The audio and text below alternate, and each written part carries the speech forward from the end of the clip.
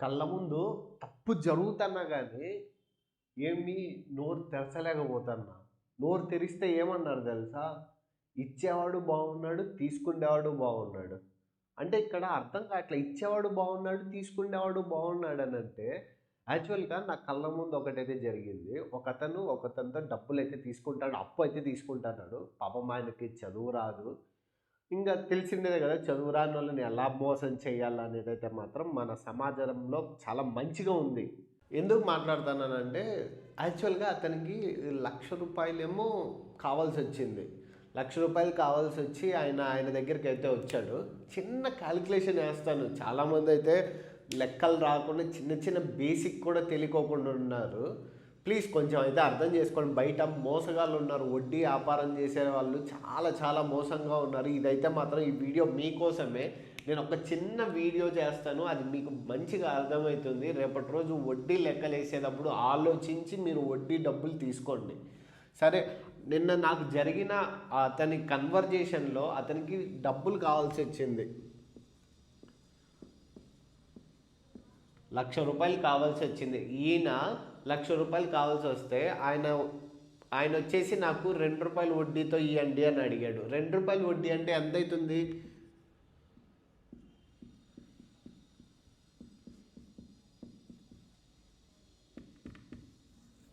రూ. 2 వడ్డీతో నాకు కావాలి అని అన్నాడు.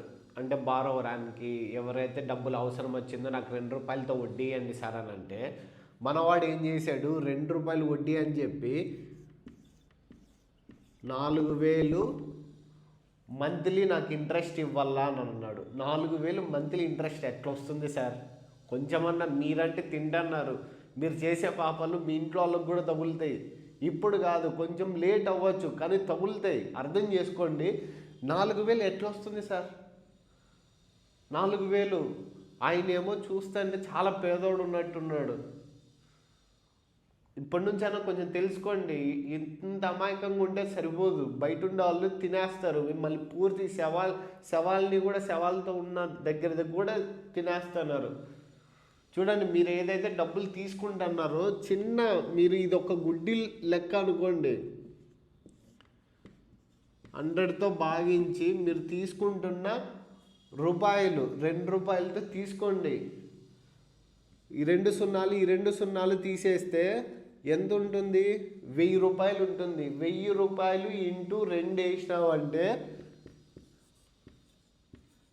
రూ. 2,000 అవుతుంది.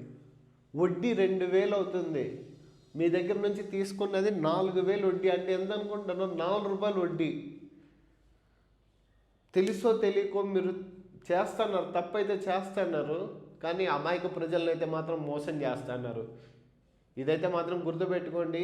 ఈరోజు మీరు డబ్బులు తిన్నారన్న ఆనందం, రేపటి రోజు మీ ఇంట్లోనే ఇలాంటిది ఒకటి జరుగుతుందని కూడా అనుకుంటున్నా.